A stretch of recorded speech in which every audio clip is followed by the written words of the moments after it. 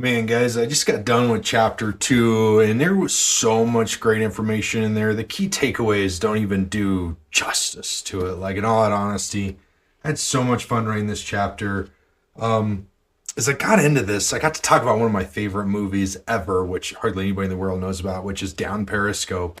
And I had so much fun writing about that, and it was just a lot of fun to kind of bring that and share that. And I hope you guys go out and check it out. If you like dumb comedy, it's one of the best shows there is for that. Some of the key purposes and this points in this chapter that I kind of saw as I ran through this was like God shows up when you show up with purpose. And I hope you're living your life that way. Like, I hope that you live everything that way, because I know that I try to live my life that way, and I try to show up with purpose every day. Napoleon Hill says in his book, Outwitting the Devil, like it's back here on my shelf. I've got 2 or 3 copies of it. But in the manuscript of it, he says that those people who have definite purpose aren't drifting. And what he means by that is like, if you have a purpose, if you know where you're going, if you've got a something in life that you're working toward, you're showing up on purpose. And I agree with that statement, like, wholeheartedly. I took a ton of notes. I got like bullet points here, but like the next thing that really stuck out to me was people follow those who they trust.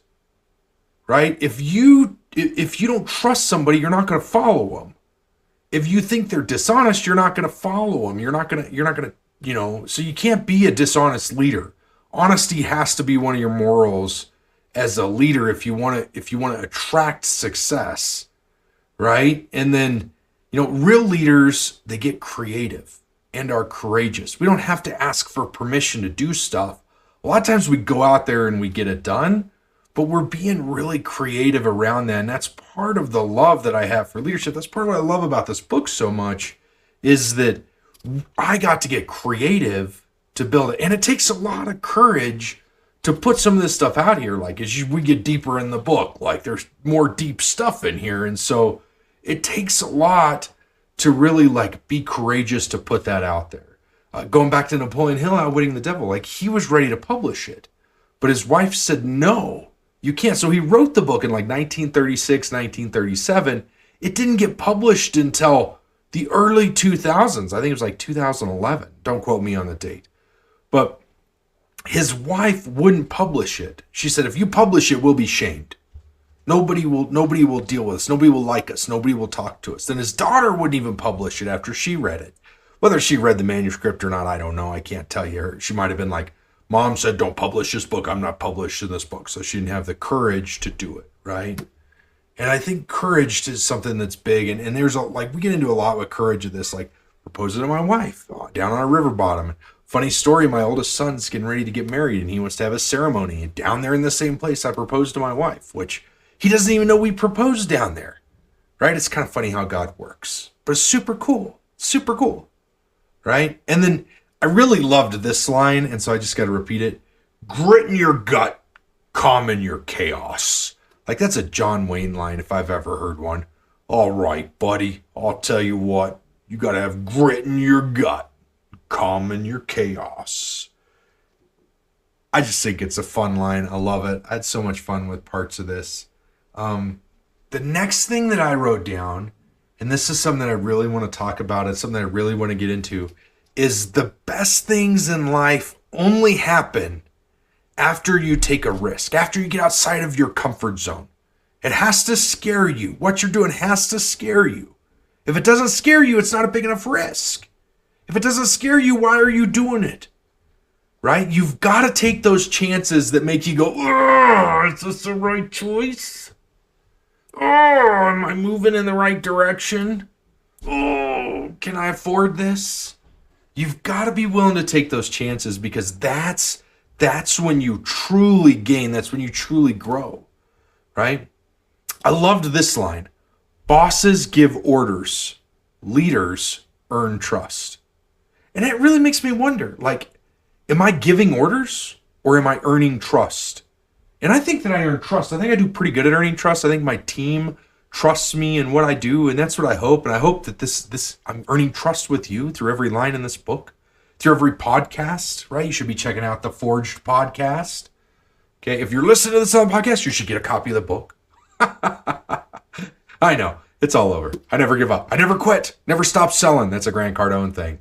I do that with my wife all the time, but I digress. Anyways, the next thing I wrote down was I started to serve instead of coast. Like when my life turned around working for Ezra is when I stopped coasting, I stopped drifting, as Napoleon Hill would say, and I started serving. I started showing up with a purpose. It all goes back to that definiteness. It all goes back to that showing up on purpose, right? And then, man, I talk about this book so freaking much. How to Win Friends and Influence People. That is like the best book ever. And I'm so grateful that Ez gave me that book, like recommended it to me. I've recommended it to I don't know how many people, right? And like honestly, I love Dale Carnegie's stuff. I would love, like I've got a first edition Canadian book. I want a first edition American book. That's what I want, right? And that brings me to like trust is earned.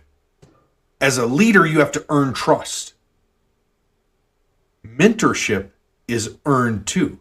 I had this guy one time, he comes to me, we went to high school together, and he's like, dude, Dan, I've been following you on social media. I really want you to be my mentor. And I was like, cool, I'll jump on a call with you, bro. And I jumped on a call with him. He's like, I just, if I got a second house, I'd be successful. I was like, that's not going to make you successful, dude.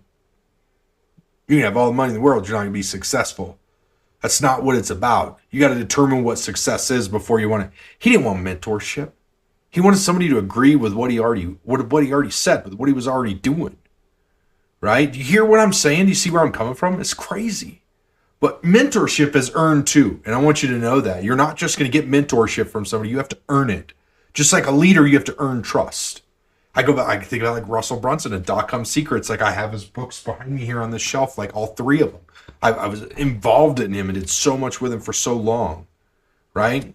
And now I'm modeling what he's doing for entrepreneurs, but for leaders. We're creating intensives, 2-day intensives, and we're creating academies, a whole year-long program where you can enroll your leaders in it for a year long and they get weekly coaching and they get monthly full-day get-togethers, right? Either in person or online, right? Like that's super cool. And I'm super excited to be rolling that out. And that goes to, the fact of leaders never stop earning the influence they already have. And I think that this is vital because so often we coast. We think, oh, I got it. What happens if you start coasting in your marriage? All of a sudden you're pissed, she's pissed, or he's pissed, or whatever. Nobody's getting along because you're not trying anymore. If you want a happy relationship, you have to continue to date them. You have to continue to be present. You have to continue to fill their love tank, as Gary Chapman would say. Right? And that's what I want you to realize. Is that too often we start coasting because influence, we think it's earned once and it's good. It's not. It's something you earn every day. Real leadership shows up when you show up. What a great line, right? What a great line. Real leadership shows up when you show up. If you're not showing up, what's happening? What's that? Nothing. Your people ain't going to trust you. You're losing that influence, right? And then this was huge to me. This really stood out to me as I reread this. Like, it's kind of crazy. This is like the 5th time I've read this book so far, maybe more. But it's like the 5th time I've read it in the last year. David fought for God's honor, not his own. How cool is that? And that leads me to the question is, are you fighting for your honor? Or are you fighting for God's honor? Because if you show up for God, he's going to protect you. But if you show up for you, you're kind of on your own.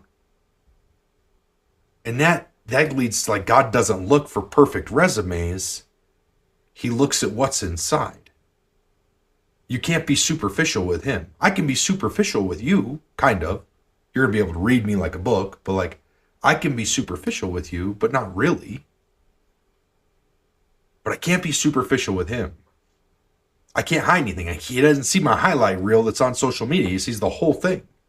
He sees the ups. He sees the downs. He sees the struggles. He sees where I fail. He sees where I excel. I can't hide it from him. God doesn't call the qualified. He qualifies the called. That's so big. That's so big. So many people are so scared to take that next step. They're so scared to get out there and do it because they're not qualified to do it. They're not qualified to move into that leadership role. They're not qualified to take that position. They're not qualified to start their business. They've never done it before. Guess what? I never started a business before either. I never wrote a book before either. But here we are. I'd never been married before I got married to Jenna. Never had kids before we had the first one. Never built a house before we built this one. Never drove a truck before I got behind the wheel of one. Right? God doesn't qualify the call. He doesn't call the qualified. He qualifies the called. So quit worrying about whether you're qualified or not and start taking that leap. You guys, I had so much fun with this chapter. I had so much fun reading it to you, and I can't wait to get to the next chapter. So let's do it. See you guys soon.